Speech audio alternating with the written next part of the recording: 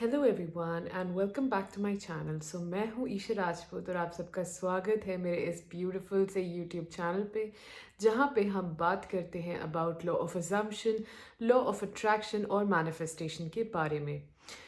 अगर आप इन सब टॉपिक में इंटरेस्टेड हैं आप मेरी इस ब्यूटीफुल यूट्यूब कम्युनिटी को ज्वाइन कर सकते हैं। आज हम बात करने वाले हैं नेवल गोडार्ड के रेडियो लेक्चर्स के बारे में, जहाँ पे उन्होंने एक रेडियो लेक्चर देते हुए कहा है कि रॉबर्ट मिलिकन एक साइंटिस्ट थे, ठीक है। उन्होंने नेवल गोडार्ड को एक बार ये बात बताई थी और ये बहुत टाइम पहले की बात है, ये 1990s की बात चल रही है इस टाइम पे।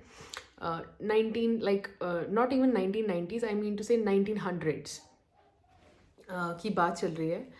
तो इसमें क्या था, रॉबर्ट मिलिकन जो थे वो एक साइंटिस्ट थे, लेकिन वो बहुत ही गरीब ख़ानदान से थे। उनकी फैमिली बहुत पुअर थी, उनके पास खाने को कुछ नहीं था, पहनने को ढंग के कपड़े नहीं थे, रहने को ढंग का घर नहीं था। लेकिन वो एक बात जानते थे, वो एक ही बात जानते थे कि एक दिन मेरे पास अच्छी चीज़ हो सकती है, मेरे पास अच्छा। Kabir is barking right now for जब भी मैं शूट करने लगती हूँ इसको भौंकना शुरू क्यों हो जाता है। हाँ, but okay, will try not to listen. Robert Millikan जो थे वो बचपन से ही एक ही चीज़ जानते थे, वो एक ही स्टेटमेंट को रिपीट करते थे अपने साथ, अपने आप को एक ही चीज़ बोलते थे। एंड वो चीज़ मैं आपको पढ़ के सुना देती। I will read it to you, and that is, I have a lavish, steady, dependable income consistent with integrity and mutual benefit. This is the only one statement जो वो अपने आप को कहते थे। I have a lavish, steady, dependable income consistent with integrity and mutual benefits. यही एक statement he used to repeat to himself ना। Excuse me. ना तो वो इस स्टेटमेंट को फ्यूचर टेंस में बोलते थे, ना वो उसे पास्ट टेंस में बोलते थे, वो इसे प्रेजेंट टेंस में बोलते थे। और तब तक बोलते रहते थे जब तक बोलते बोलते बोलते उनके दिमाग में सिर्फ यही चीज़ ना रह जाए। फॉर एग्जाम्पल, अगर आप अभी सैड हैं, ठीक है, आप बैठें 5 मिनट्स के लिए और अपने आप को बस ऐसे बोलते जाएं, I am happy, I am happy, I am happy. जब आप 5 6 10 मिनट्स तक ये चीज़ बोलते रहेंगे, आपके दिमाग में बीच में एक दो बार डिस्ट्रैक्शन आएगा, लेकिन आपको फिर से अपना दिमाग वापस उसी चीज़ पे लगाना है।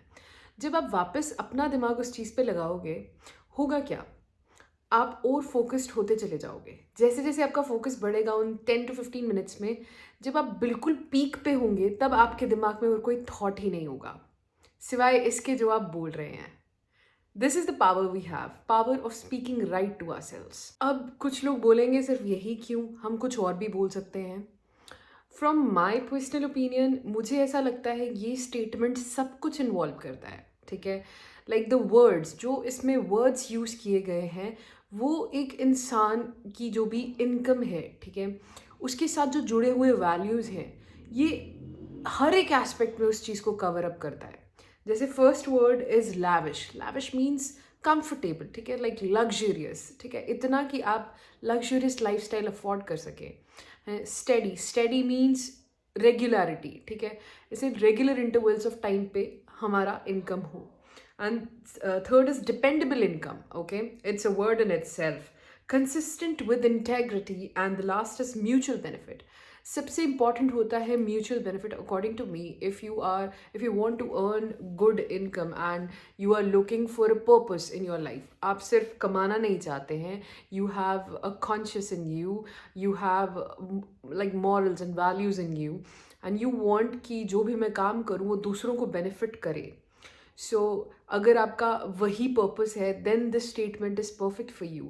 Mostly many people around us are literally earning but they are not benefiting the other party, so they feel hollow, and ऐसे लोग खोखले होते हैं अंदर से according me.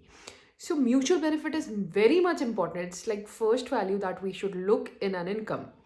And that is why this statement caught my mind and मुझे ऐसा लगा कि I should share it with you and yes try this for 21 days.